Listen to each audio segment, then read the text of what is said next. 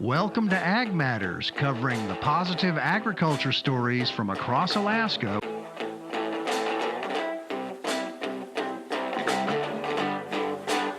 Hello, everybody. You're listening to Ag Matters. I'm your host, Ken Hoffman. I'm a farmer here in Palmer. My farm's name is Matsu Microgreens. We do gourmet vegetables year-round, but I'm also the executive director of the Alaska Farm Bureau. If you want to join the Farm Bureau, you could visit our website at alaskafb.org. It's great. There's lots of membership benefits, and if you want to become a farmer, it's the best way to get started. So today we have a friend in the studio. We have Meg Bagetis. Hi, Meg. How are you? Hi, Ken. How are you? Cool. So I know your husband, Todd. Probably a lot of folks in the agriculture community know Todd, and you know of your business. But if you wouldn't mind telling us about your business and how you guys got started here in Alaska. Yeah, so that's an interesting one. We moved to Alaska originally. My husband was in the Coast Guard, and we got stationed in Valdez, did a full tour there, and then got stationed at J Bear and bought a house here in the valley, and we loved it. And so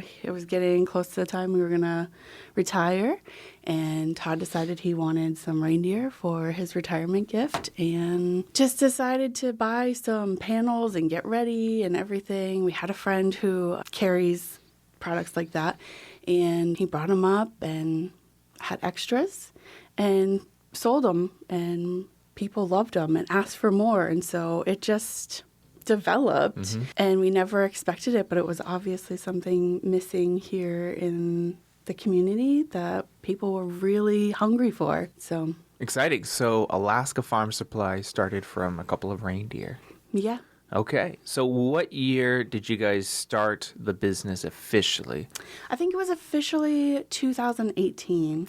It was sort of side thing, and it was in our driveway for a while, and then it just kept building, and we were able to buy the property here on Palmer-Westall Highway.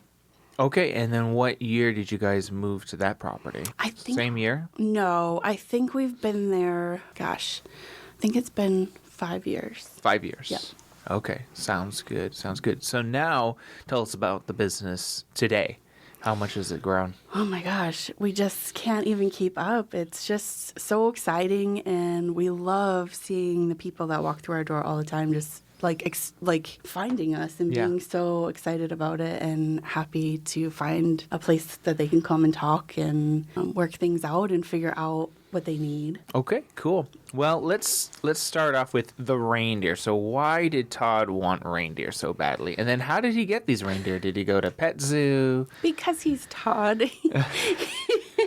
He really always likes something unique and fun. He just really thought that they were so special. They're really calm and curious, and he just thought there was something really special about them. And he had developed a really good relationship with Denise over at the reindeer farm and helped her for quite a few years doing the running of the reindeer. And just, he loved it. And so we were able to learn more about the reindeer before we got involved. And then Denise was kind enough to place two with us. So Okay, cool. So do you guys just have the reindeer hanging out at the house, or do you guys implement it into your business?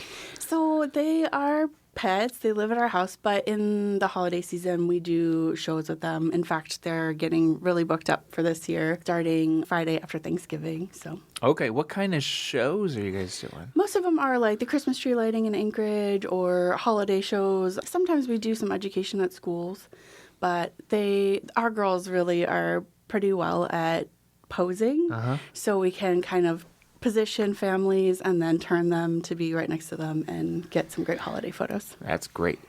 How many do you have? Is it 2? Right now it's 3. 3. We did end up doing a bull swap because our reindeer Snowflake had a little boy last year and couldn't stay with grandma and mom. So we swapped, and we have a new boy named Bruno. Okay, cool. And then when you guys do shows, are you guys dressed up like Santa Claus or elves, or is it just the reindeer that are putting on the show? Sometimes, yeah. Sometimes we're just, in outdoor gear, but other times we have an elf. Sometimes we have Mrs. Claus. Sometimes we have Buddy the elf or whoever the client is asking for. Okay, Yeah. cool. So Alaska Farm Supply, how many supplies do you guys have? Oh my gosh, it grows by the day, I feel like. We started with just the farm panels and fencing and then got into feed and hay and straw. And now we've even gotten into heating and electric fencing and medical supplies. We just added on a new little room and it's just chock full of medical stuff. And Okay. What do you guys sell the most of? Is it still the panels, the fence panels? our biggest sellers are probably some of the fence panel styles and poultry feed. Poultry feed? Yeah. Oh, so you guys sell animal feed as well? Yes. Mm-hmm. Like hay? Yep. Hay, straw. Okay. So how large is your guys' team? How many employees do you guys have? I think right now we're at 12. 12 folks. Okay. And you're just at that one location? I thought I saw on Facebook you guys are starting to buy up other places. Yeah, we just bought a new property. It's 2 doors over. And right now there's no exact plan for it, but we're going to have some extra space to store things, which is definitely helpful if you've ever been to our lot. It is maxed out on space and we are going, vertical if we can. So it will be nice to have a little bit extra space to just have a little breathing room. Okay. Very good. So you guys have been in business for about 5 years now, and the business just keeps growing every year. Yeah. Just more and more people just keep coming in saying, "Oh my gosh, we didn't know you were here. We're so glad. We love it." So Okay. What kind of clientele do you guys normally have coming in? we have mostly hobby farmers, people that have either a small herd of goats or poultry, but we even have some bigger clients too that have more large-scale farms. Okay. So somebody comes in and they want to start having chickens, but they don't have chickens yet. Do you guys offer help with them setting up? Absolutely. If most of the girls at the counter have chickens themselves, and if they don't, they've definitely been around the conversations enough to be able to give some good advice and or pull one of us to talk more in depth about something. But What's some of the advice that you guys give? so a lot of times we'll have people come in and their chickens are not laying as many eggs as they should be, or they've got lice or mites or something like that, and they're just trying to troubleshoot what those issues are and why they're seeing a decline or why something's not working out the way they need to. We also talk with people about just the ways that they need to feed or water their animals, because we live in a climate that is not always conducive to farming, and finding a solution that works for them, because not everything is the same for all of us when we're trying to water our chickens or feed our chickens, but finding the right feeders and waterers and methods to make that happen. Do you have an approximate cost that people would incur from starting their own little chicken coop? It probably would be, excluding the coop, it would probably be a couple $100, because you're looking at feeders, waterers, the feed itself, bedding, any heat source that you might want to have. Okay. Do you guys sell chicken coops or?